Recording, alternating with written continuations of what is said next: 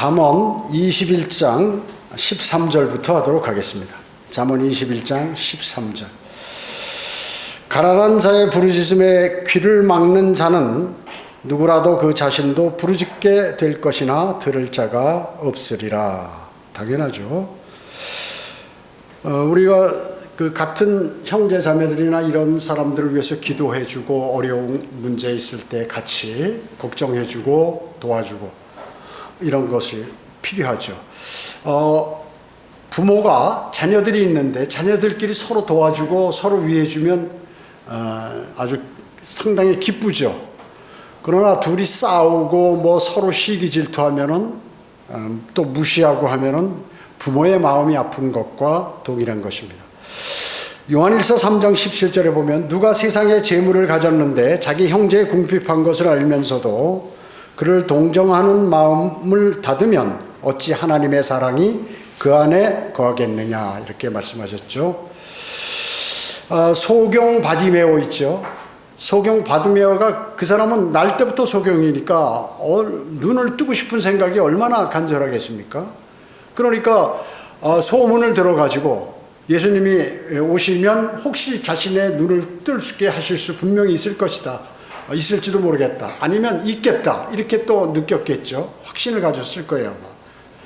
그래서 막 소리를 지르는 거죠. 잘 보이지 않으니까 사람들이 군중들이 너무 많으니까 소리를 질러야 자기에게 관심을 가질 것 같죠. 그래서 다윗의 아들 예수여 나에게 자비를 베푸소서 하고 막 큰 소리로 지르는 거예요. 그러니까 주변에 있는 사람 야 이 녀석아 좀 조용히 해라. 우리도 좀 주님 말씀을 들어야 되는데 조용히 하라고 꾸짖는 거죠. 그래도 막 소리를 지르는 것이에요. 자, 소경 바디메오가 외치면 먼저 그 사람을 좀 앞으로 이렇게 밀어서 주님을 만나도록 이렇게 해줘야 되는데 꾸짖기만 한다 그 얘기죠. 꾸짖기만 한다. 그래서 가난한 자가 부르짖는데도 아무도 듣지 않으면 하나님께서 그의 부르심을 들으시게 된다는 것이에요. 여러분 신명기 15장 9절 한번 찾아보세요. 신명기 15장 9절입니다. 창세기, 출애굽기, 민수기, 신명기 15장 9절에 보면 내 악한 마음에 이런 생각을 지니지 않도록 유의하라. 즉 말하기를 일곱째 해 즉 면제해가 가까웠다 하고 가난한 내 형제를 향하여 내 악한 눈을 뜨고 내가 그에게 아무것도 주지 아니하면 그가 너에 대해 주께 부르짖으니 그것이 내게 죄가 되리라. 주님 제가 이렇게 가난하고 먹을 것도 없는데도 저 형제가 쳐다보고 말만 하고 있습니다 하고 하나님께 부르짖는다 그 얘기죠. 10절에 보면 너는 반드시 그에게 줄지니 내가 그에게 줄 때에는 내 마음에 슬퍼하지 말지니라. 그리하면 주 너의 하나님께서 내 모든 일과 내가 내 손을 대는 모든 일에 너에게 복 주시리라. 가난한 자가 그 땅에서 결코 그치지 아니할 것이므로 내가 네게 명하여 말하노니 너는 내 땅에서 내 형제와 내 가난한 자와 내 궁핍한 자에게 내 손을 넓게 펼지니라 이렇게 말씀하셨습니다. 자, 다시 잠언 21장으로 가겠습니다. 21장 14절에 보면요. 은밀한 선물은 화를 가라앉히고 품 안에 있는 뇌물은 강한 진노를 그치게 하느니라. 그렇습니다. 예. 선물을 한다는 것은 그 사람에게 마음이 있다. 무슨 감사의 표시라든지 또 뭐 여러 가지 또 어려웠을 때 도움의 선물이라든지 선물은 뭐예요? 대가 없이 주는 거죠. 대가 없이. 그래서 선물을 줄 때는 내가 저 사람에게 선물을 줬으니 뭐 저 사람이 나에게 잘해야 된다. 또 뭐 어떻게 이런 생각을 가지면 안 되는 것이죠. 예. 그 다음에 이제 그 어려움을 당할 때 보면 우리 정치인들 보면은 문제가 생기면 어때요? 전부 보면 다 뇌물 받았죠. 뇌물 안 받은 사람 없어. 다 받았어요. 왜냐하면 그러한 권력의 자리에 있다 보면 자기도 모르는 사이에 또 밑에 사람이 그런 일들이 벌어지게 되죠. 그래서 그 밑에 사람이나 본인이 아주 본인 포함해서 밑에 사람에게 교육을 자주 안 시키면 그냥 받아요. 받아가지고 나중에 올무에 걸려서 자기가 감옥 가는 거예요. 그런 일이 많이 벌어지는 거죠. 군대에서 보면 이 보직이 좋은데 앉으면 말이죠. 무슨 뭐 여러 가지 무슨 기름, 식량 뭐 등등 해가지고 여러 가지들이 있어요. 그래서 유혹이 있다 그 얘기죠. 유혹이. 권세 있는 사람들도 마찬가지죠. 그렇기 때문에 뇌물이 많이 들어와, 뇌물이. 그래서 이제 이 검사들은 또 평소에 그런 걸 다 조사해 놨다가 나중에 그거를 실질적으로 국민들의 재산을 지키기 위해서 사용하면 괜찮은데 이 자기의 유익을 위해서 또 정치적으로 사용하기 위해서 가만히 갖고 있다가 뭘 터뜨린다고 그러죠. 그래가지고 조사를 하게 되면 정치 생명이 끝나버리죠. 이런 일들이 많이 벌어지고 있어요. 그래서 검사가 정치를 하면 안 되는 거예요, 원래. 왜냐? 조사를 하기 때문에 계속해서 법정 투쟁을 하게 돼 있어요. 그러면 정치가 법정 투쟁하다가 국민의 삶을 돌아보지 않는 거예요. 그게 가장 문제라. 우리나라 지금 심각한 것이. 뭐 좌나 우나 이걸 따지는 게 아니라 국가적인 면에서 쓸데없는 데 낭비를 많이 한다 그 얘기죠. 왜냐하면 법적인 투쟁은 전부 부조리한 사람들이 하는 거거든요. 그게 죄진 사람들이 서로. 그렇기 때문에 그의 역량을 국민을 잘 살고 국민이 편안한데 그걸 써야 되는데 법정 투쟁하다가 거기에 다 시간을 낭비해 버리게 된다는 것이죠. 여기 보면은 잠언 18장 16절에 보면 사람의 선물은 그에게 기회를 마련해 주며 또 위대한 사람들 앞으로 인도하느니라. 그래서 정치인들이 무슨 시장이나 군수나 국회의원이나 대통령을 만나려면 바로 만나지나요? 그 밑에 있는 사람을 거쳐야 되잖아요. 그러니까 이제 뭐 선물이나 뭐 이런 거를 뇌물이나 이런 걸 주서 가깝게 되면 이제 그 사람이 얘기를 잘하면 이제 그 만나게 돼요. 그래서 인도가 된다 하는 것이죠. 여러분 창세기 32장에 보면 이제 야곱이 하란의 자기 외삼촌집에 가가지고 이제 재산을 많이 불려가지고 돌아오게 됩니다. 그런데 그 소식을 그 형 에서가 듣고 400명을 데리고 말 타고 지금 이제 오는 거예요. 자, 400명을 데리고 온다는 건 뭐예요? 이 야곱에 관한 그 옛날 감정이 그대로 남아서 너를 잡아 죽이겠다는 거거든요. 지금 전쟁을 하겠다는 거예요. 전투를 하겠다는 거예요. 그러니까 이게 지금 이제 야곱이 큰일 났죠. 이거 싸우면 자기가 지니까 거기 병력 수가 많으니까 전투력이 막강하고 그래서 이제 그 힘드니까 자기 생사가 갈렸으니까 약복 너울에서 이제 약복강에서 기도를 하잖아요. 주의 천사와 함께. 그래가지고 이제 밤새워 기도해서 이제 받아내죠. 이스라엘이라는 이름을 받아내죠. 자기는 불구자가 되고. 그러고 이제 형이 오는데 뇌물을 이제 미리 앞으로 보내는 거예요. 그 선물을. 그래서 암염소 200마리, 순염소 20마리, 암양 200마리, 순양 20마리, 낙타 30마리와 새끼들, 암소 40마리, 황소 10마리, 암낙이 20마리, 새끼낙이 10마리, 모두 540마리 이상. 어마어마하죠. 지금 소 한 10마리만 있어도 부자인데 540마리나 되는 이러한 그 가축을 지금 먼저 선물로 형에게 보내는 거예요. 그러니까 형이 마음이 좀 동했죠. 전쟁하러 지금 오고 있는데 동생의 자세가 그게 아니구나 하면서 이제 그 동생을 만났을 때 나 이거 다 필요 없다 형이 나도 가진 게 많으니까 필요 없다. 아닙니다. 형 가지십시오. 형님 가지십시오. 제 성입니다. 이러는 것이죠. 그러면서 그가 뭐라고 얘기하냐면 형님의 얼굴을 배우니 마치 내가 하나님의 얼굴을 본 것 같사오며 형님께서 나를 기뻐하는 것을 보니까 제 마음이 너무 좋습니다. 이 말에 녹아버려요. 에서가 하나님을 자기 형을 보니까 하나님의 얼굴을 뵌 것 같다 그랬죠. 하나님은 뭐예요? 자비로우신 분이에요. 자비로우신 분.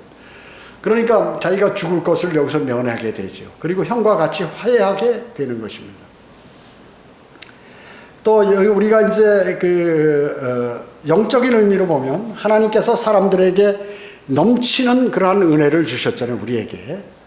그래서 선하고 온전한 선물들, 주님께서 주신 그러한 선물들로 인해서 그리스도인이 이제 변화되죠. 그래가지고 이제 그것을 잘 아끼고 또 그걸 키우고 경작하고 또 기도하고 이래가지고 하게 되면 어때요?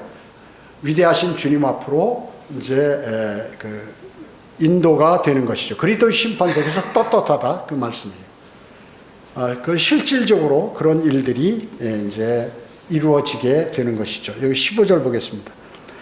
공의를 행하는 것이 의인에게는 기쁨이나 죄악을 행하는 자들에게는 멸망이 있느니라 이렇게 말씀하고 있습니다. 공의가 뭐예요? 공평하고 의로운 도의를 공의라고 그러죠. 근데 이거를 개혁성경에서는 개혁개정편에서 정의라고 바꿨어요. 공의와 정의는 틀리죠. 정의는 올바르고지만 공의는 공평하고 올바른 것이란 말이죠. 이것이 들어있는데 완전히 틀린 것이에요. 그리고 개혁성경은 이걸 뭐라고 그랬냐면 정의를 행하는 것이 의인에게는 즐거움이며 죄인에게는 패망이니라. 자, 정의를 행하는 것이 죄인에게 패망이다? 말이 안 되잖아요. 말이 안 되는 말을 기록해 놨어요, 여기에. 상식적으로 봐도. 근데 사람들은 이걸 자세히 보질 않죠. 그냥 지나가는 것이에요. 개혁성경을 가지고 또 개혁개정판을 가지고는 하나님의 말씀을 알 수 없고 오히려 반대되는 뜻으로 이해되는 그러한 문구가 많이 있다는 것입니다. 많이 있다는 것이에요. 여기 16절 봅니다. 명철의 길을 떠나 방황하는 사람은 죽은 자들의 회중에 남으리라. 명철의 길을 떠나 방황하는 사람, 명철의 길을 떠나 방황하는 사람은 죽은 자들의 회중에 남으리라.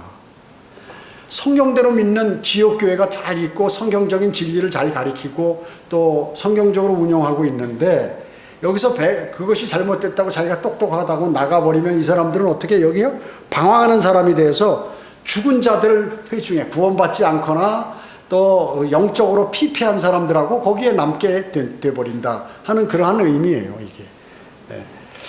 그래서 구약에 보면 하나님의 말씀을 버린 구약 성도들은 어떻게 되나요? 이스라엘의 회중에서 떠나게 돼요. 그 예가 누가 있어요? 코라의 자손들이죠, 코라.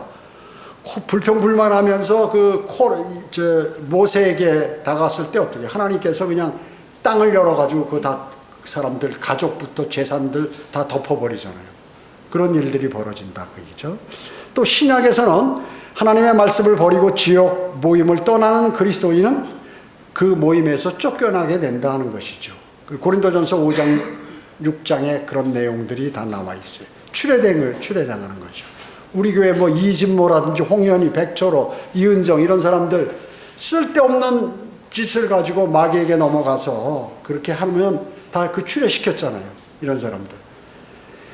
또 사탄에게 넘겨져서 육체가 멸망하는 그리스도인은 죄들과 허물 가운데 죽은 사람들과 교제하게 된다는 그러한 뜻인 것입니다.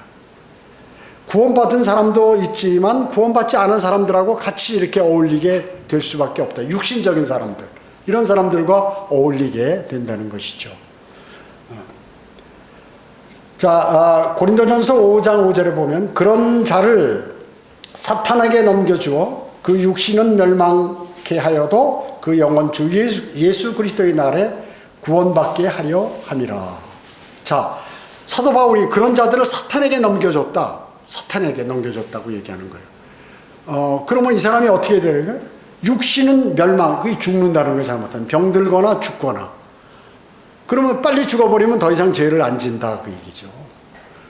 그래서 사탄에게 넘겨준다는 건 얘기는 뭐냐면 사도 바울이 그를 위해서 막 그 성도들이 기도를 해줬는데 기도하는 걸 딱 멈추는 거예요. 그러면 본인도 사탄에 넘어간 사람은 물론 기도 안 하겠죠. 그 다음에 옆에서 그를 위해서 하는 그 기도도 다 중단이 돼버리면 어떻게 돼요? 사탄이 그냥 그대로 덮치는 거죠.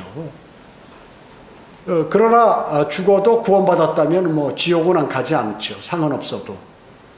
그런 것이에요. 그래서 BBCI의 김경환, 이진모, 김정목, 박경영 이런 사람들이 지금 설교하고 막 하는, 자기들이 멋대로 단상에 올라와서 자기들이 좋을 대로 뭐 하나님 말씀 멋대로 한다 그 얘기죠. 그러면 어떻게 해요? 다 징계받아요. 이거 이제 조금 있으면. 이진모도 마찬가지. 이진모도 다른 사람들을 쓰러뜨리게 하고 거짓말을 하고 막 이래가지고 거기에 가서 자신이 아주 의롭고 성실하고 신실한 그리스도인처럼 설교하고 조회수를 올리기 위해서 계속해서 성도들의 양육보다는 다른 지역교회를 때리는 것만 하게 되면 주님께서 이제 하죠. 여러분 어때요? BBCI 아시아 방송 내렸죠, 지난주에.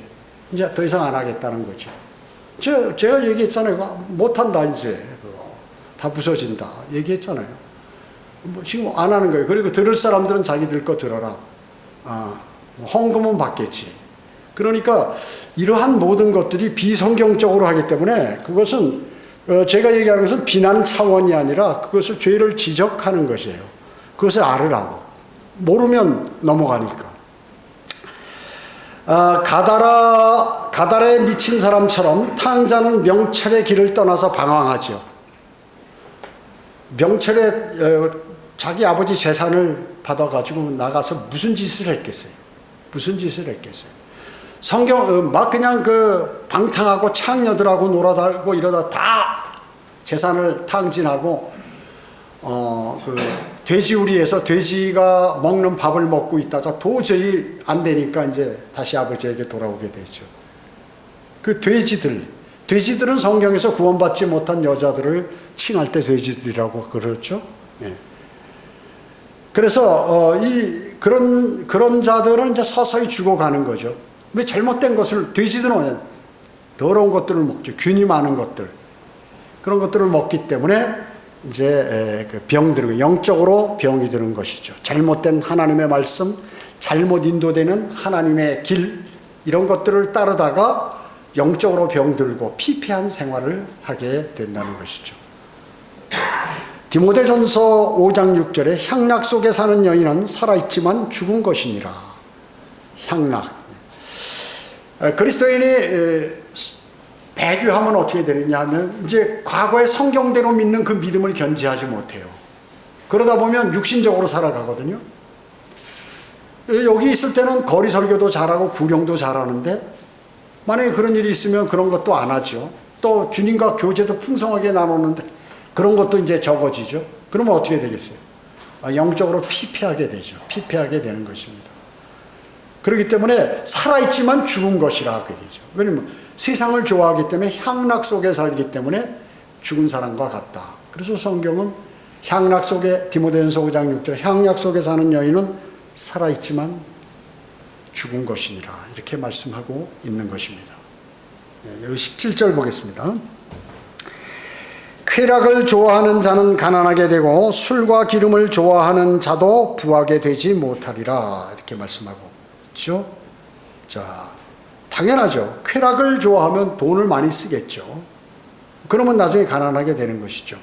또 술을 많이 먹고 기름을 회식 같은 거 계속 먹는 거 기름기 있는 거 먹으려면 돈이 많이 들겠죠. 아무래도. 그렇기 때문에 지속적으로 그렇게 하는 사람도 부하게 되지 못한다 이렇게 말씀하고 있어요. 당연하죠. 수많은 사람들이 우리나라의 많은 사람들이 이 술로 인해서 많은 돈들을 낭비하게 돼요. 특히 남자들. 직장에서 스트레스 받죠. 가정에 가면 바가지 긁히죠. 그러니까 가는 게 술집으로 가는 거예요. 가가지고 거기 가서는 많은 돈을 탕진하게 되죠. 그래서 수많은 사람들이 건강도 나빠지죠. 이렇게 되다 보니까 아주 나중에 가난하게 되어버리는 것이죠. 구약의 포도주는 뭐예요?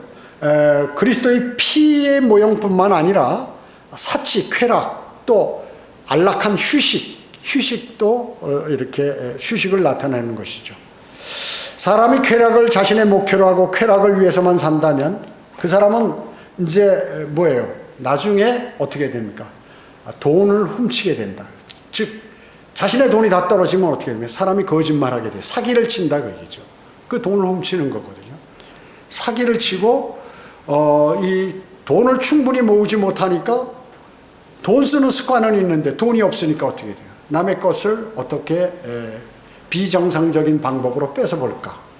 내 걸로 만들까? 이런 생각을 하게 되는 것입니다. 그래서 그런 사람은 계속 그렇게 살아요.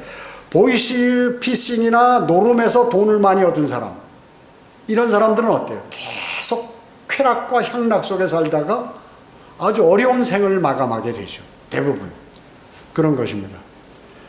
그래서 그 유혹에 빠져서 그렇게 되는 것이죠. 쾌락이란 돈과 시간이 들고 일에 대한 의욕을 꺾어버려요.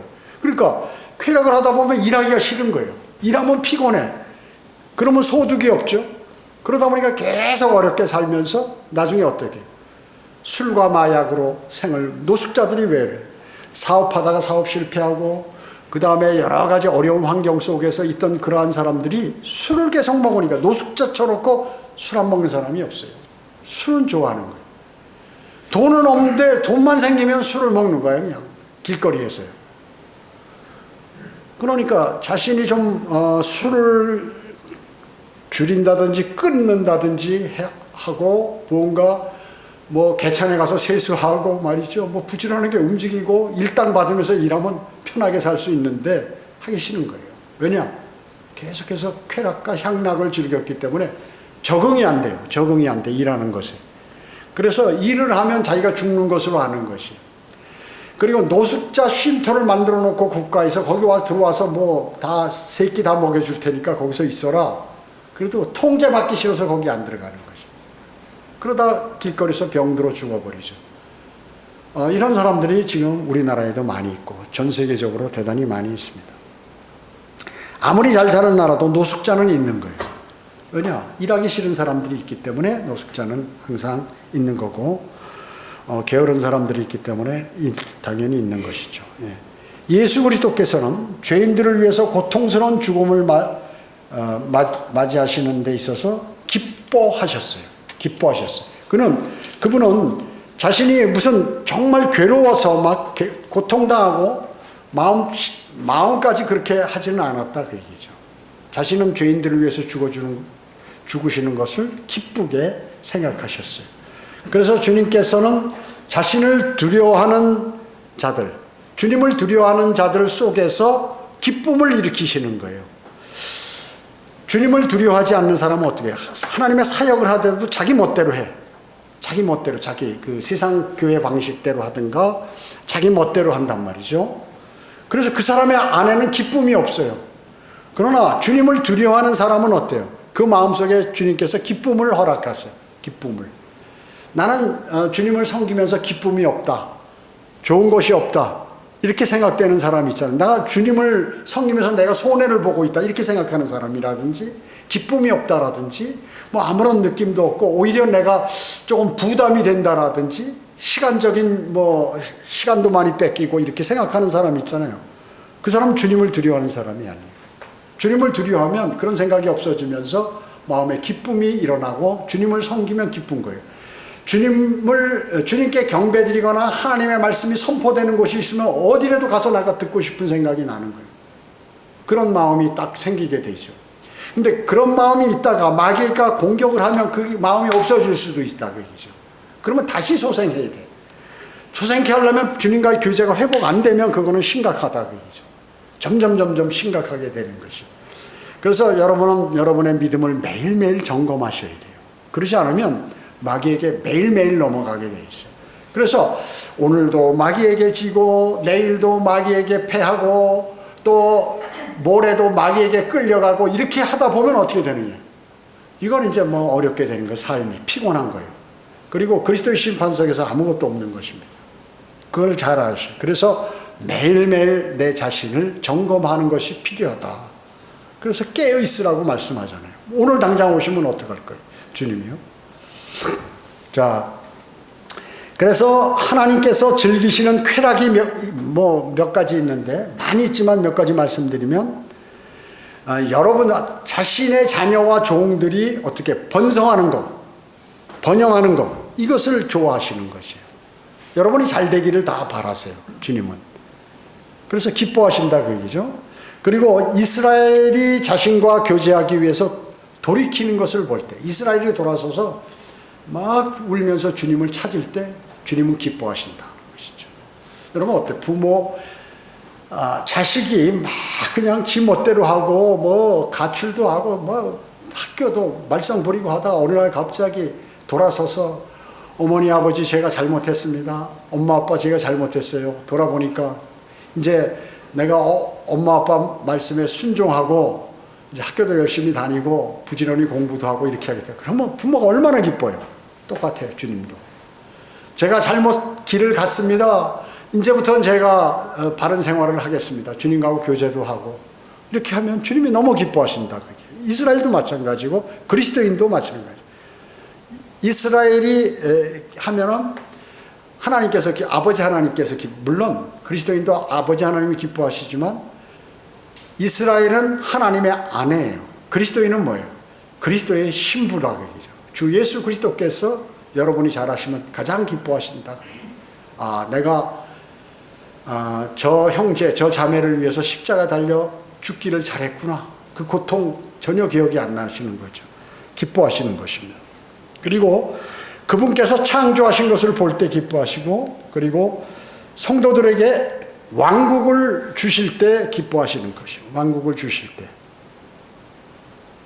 누가복음 12장 30절에 보면 적은 무리야 두려워 말라. 너희에게 그 왕국을 주시는 것이 너희 아버지의 참된 기쁨이니라.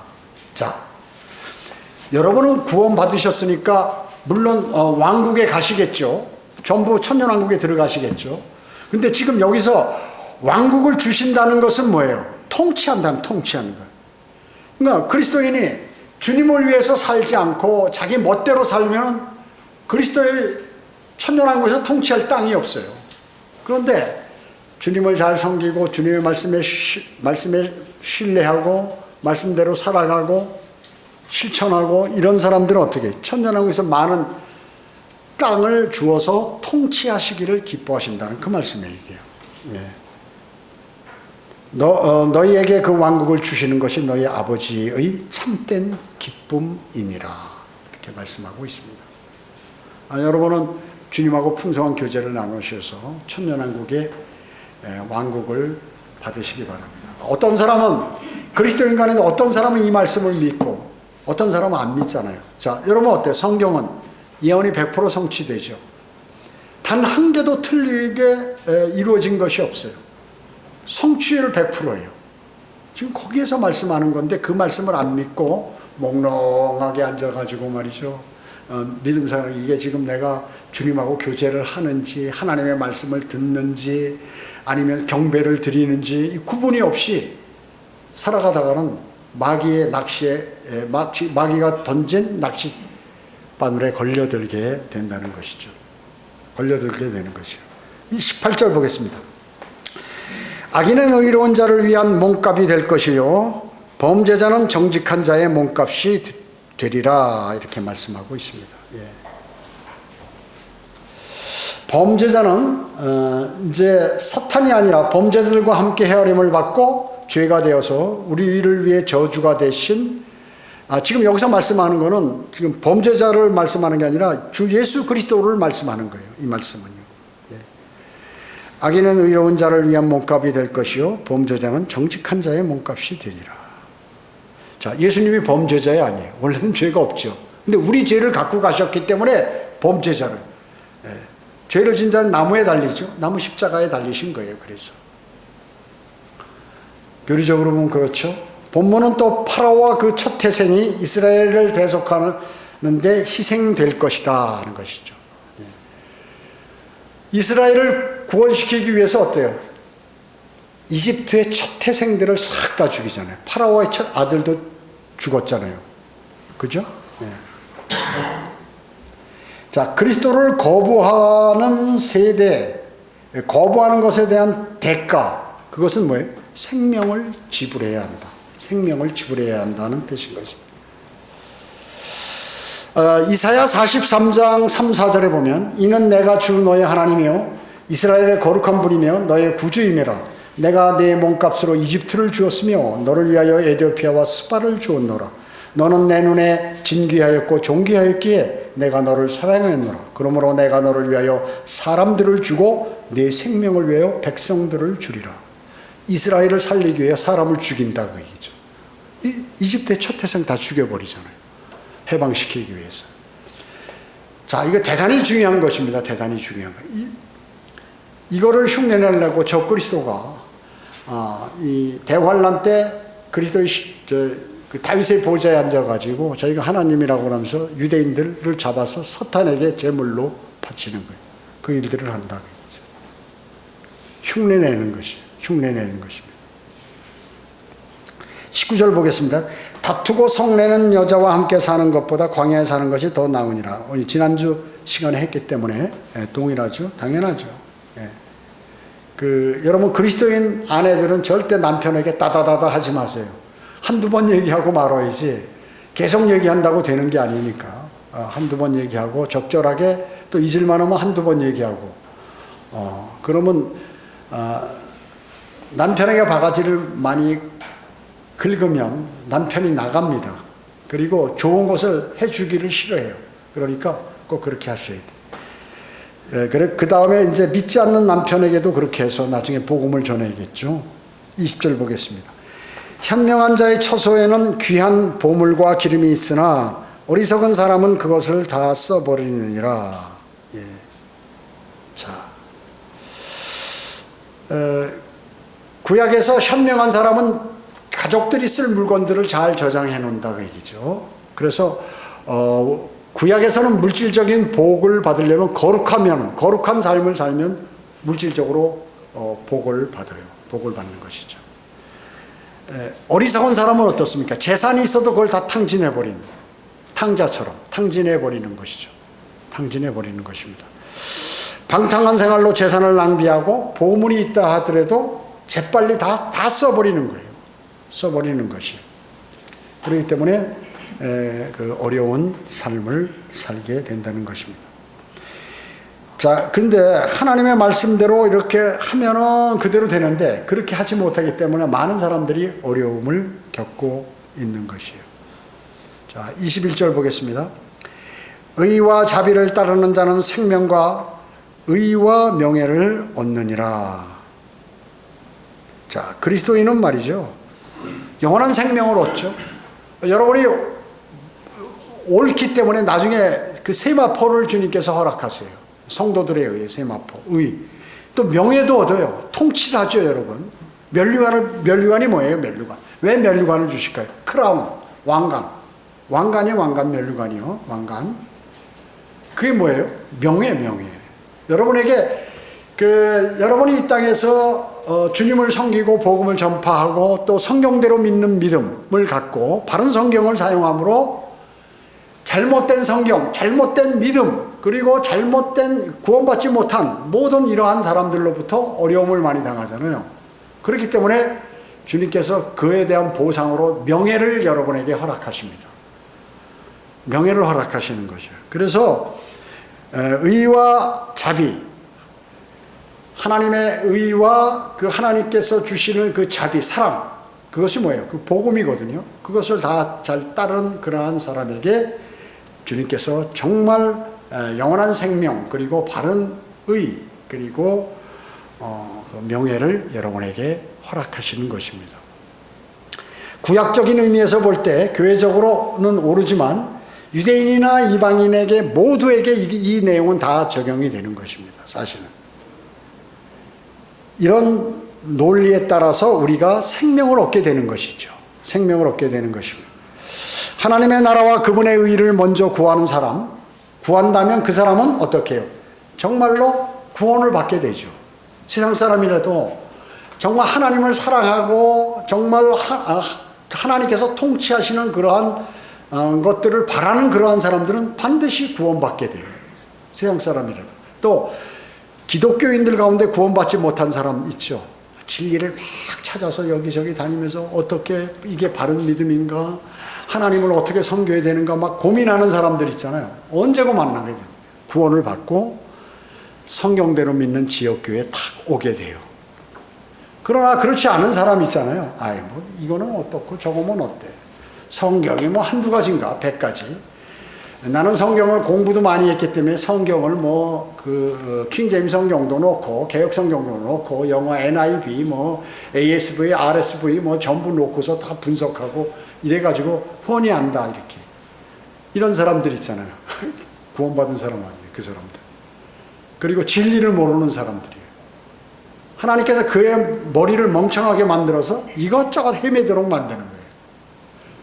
그러나 자신이 주님을 찾고자 하는 자는 만나잖아요. 반드시. 그리고 주님을 바라고 주님의 오심을 고대하는 사람이죠. 구원 안 받아도. 그런 사람들은 반드시 복음을 어떤 경유를 통해서든지 받아들이게 됩니다. 구원을 받아요, 그런 사람들은. 자신이 책을 읽는 성경책을 읽다가 어느 시점에 아니면 어떤 사람이 와서 주님께서 보내신 사람이 그에게 와서 복음을 전한다든지 뭐 어떻게 해서든지 구원을 받도록 하나님께서 만드신다는 것이에요. 그래서 종교적인 믿음을 갖고 있는 사람들 있잖아요. 그런 사람들은 안 돼요.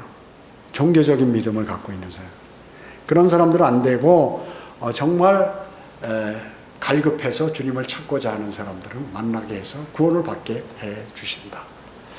비종교적인 이교도로 시작해서 자신의 양심에 따르든지 아니면 율법을 따르는 종교적인 유대인으로 시작하든지 계속 경주한다면, 열심히 한다면 십자가를 만나게 된다. 구원을 받게 된다 하는 것입니다. 여러분은 어떻게 구원받으셨어요? 구원받은 경로가 다 틀리잖아요. 어떤 사람은 막 기도하는 중에 하나님의 말씀이 떠오르고 하나님과 주 예수 그리스도와 나와의 관계, 그리고 십자가 사건들을 생각하면서 구원받기도 하고, 어떤 사람은 성경을 집중해서 읽다가 성경에 기록된 복음이라든지 주 예수 그리스도의 십자가 사건들을 통하여 구원을 받기도 하죠. 또 어떤 사람은 거리에서 설교하는 설교를 듣고 구원받기도 하고, 또 개인 구령을 하는 사람이 자기에게 다가와서 복음을 전한다든지, 또 교회에 와서 목사가 그들에게 복음을 전한다든지, 또 아니면 다른 성도가 그에게 복음을 전한다든지 여러 경로가 있다 그 얘기죠. 그러면 구원을 받았으면 구원의 확신이 있어야겠죠. 나는 오늘 죽어도 하늘나라 간다. 나는 주 예수 그리스도가 나의 구주 되심을 내 마음으로 믿은 사람이야. 그리고 내가 입으로 주님께 고백했다. 주님, 아버지 하나님, 저는 정말로 죄인이지만 주 예수 그리스도가 나의 구주 되심을 내 마음으로 믿었습니다. 그래서 나는 주님의 말씀에 따라 거듭남을 믿습니다. 저를 구원해 주셔서 감사합니다 하고 주님하고 이렇게 주님께 고백을 하게 된다 그 얘기죠. 누구를 사랑하면 고백하잖아요. 당신 사랑합니다. 한쪽만 고백하면은 한쪽만 사랑하면 짝사랑이 되잖아요. 그래서 고백을 하는 것이 대단히 중요해요. 내가 마음으로 믿는다면 그걸 고백하는 건 당연한 것이죠. 마음에 있는 것을 사람은 말하게 되어 있기 때문에 그런 것입니다. 그래서 여러분 마음속에 늘 그것이 있으면 그럼 구원받는 것으로 끝인가? 그건 기본이다. 기본. 당연히 구원받는 것은 너무 쉽잖아요. 물 마시는 것만큼. 여러분은 구원의 복음을 어렵게 생각하지 마세요.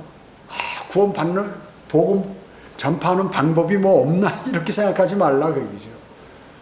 주 예수 그리스도의 여러분 죄에 대해서, 심판에 대해서, 그리고 주 예수 그리스도의 보혈에 관해서 십자가에 죽으시고 장사되었다 부활하신 그 주 예수 그리스도를 내 마음으로 믿는 그것이 복음이라고 얘기죠. 간단하게 해요. 복잡하게 하지 말고. 하다 보면 사람에 따라서 이제 여러분들이 이제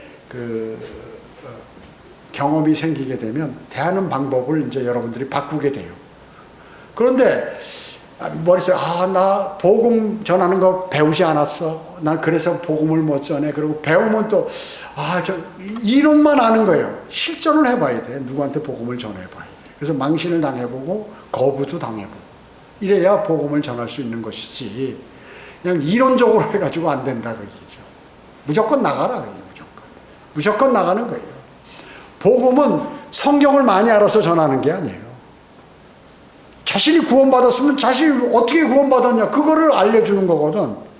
만약에 내가 복음을 못 전한다 그러면 내가 구원을 안 받을 확률이 많은 거야. 내가 어떻게 구원받았지? 그걸 알려주는 거예요. 나 어떻게 구원받았지? 난 죄인이고 난 죄인이면 벌 받는데 지옥 가는데 예수 그리스도가 내 죄를 다 갖고 가시고 십자가에 달려 죽으시고 주님의 의를 나한테 주고 그 사실을 나는 마음으로 믿는다. 그래서 예수님께서 죄인은 심판받으니까 지옥까지 가서 나를 대신해서 심판받으시고 다시 살아나셨단 말이죠. 그걸 내 마음으로 믿는다. 그럼 나도 죽으면 주님과 같이 다시 부활한다. 이걸 마음으로 믿는, 그럼 구원받은 거예요. 너무 쉽잖아요. 구원을 무슨 수학 공식이나 아니면 무슨 어려운 무슨 철학이나 성경적인 진리로 알면 안 되는 거예요. 왜냐? 주님께서 그렇게 쉽게 만들어 놓으신 것이. 내가 구원받았으면 내가 구원받은 사실을 다른 사람에게 알리는 거. 이게 복음이다. 아셨죠? 여러분 어떻게 구원받으셨어요? 그거를 내가 입으로 설명 못한다면 여러분 구원 안 받은 것이에요. 여러분 어떻게 구원 받으셨어요? 무슨 구원의 특별한 방법이 있나? 어디 가면 어떤 사람은 구원을 맨날 구원의 복음만 전한다 뭐한다, 그런 건 쓸데없는 소리 하지 마시라고 얘기죠. 구원 받았으면 진리를 공부해야 되고 진리를 알면 실천해야 되는 것이지, 맨날 어떤 교회에서는 맨날 복음만 전한다 그러면 그런 맨날 그 성도들을 어린아이로만 만들어 놓는 것이, 그걸 알아야 돼. 여러분 구원 받았습니까? 여러분 구원 받으셨으면 내가 어떻게 구원 받았나, 그 내용을 다른 사람에게 입으로 말할 수 있어야 된다. 벙어리가 아닌 이상. 그거 말 못하면 그 사람 구원 받은 사람 아니다 라고 저는 확실히 얘기할 수 있는 거예요. 확실하게. 구원의 확신이 있으면 확신을 얘기하는 거니까. 그게 간증 아니에요. 간증. 여러분 꼭 그렇게 하시기 바라요. 나는 벙어리인가? 나는 구원 안 받는다, 이렇게 생각하지 말고 나 어떻게 구원 받았지 다시 한번 생각해 보시고 그걸 다른 사람에게 그대로 알려준다는 것이죠. 복음 전하는 방법을 배운다고 생각하지 마세요. 여러분들이 받은 그대로를 알려주는 것이에요. 구원 받는 방법을 가르쳐준다는 거, 그거 제일 무식한 소리예요. 여러분 그거 아셔야 돼. 자, 기도하겠습니다. 전지전능하시고 자비로우신 아버지 하나님 감사드립니다. 오늘 위대하신 하나님의 말씀을 마음속에 담았습니다. 주님께서 선하게 인도해 주시고 영적으로 무럭무럭 자라서 주님을 사랑하고 주님의 복음과 진리를 만천하에 고하는 그러한 그리스도의 군사가 되도록 주님 인도해 주시길 원합니다. 은혜에 감사드리오며 다시 오셔서 저희를 데려가실 주 예수 그리스도의 이름으로 기도드립니다. 아멘.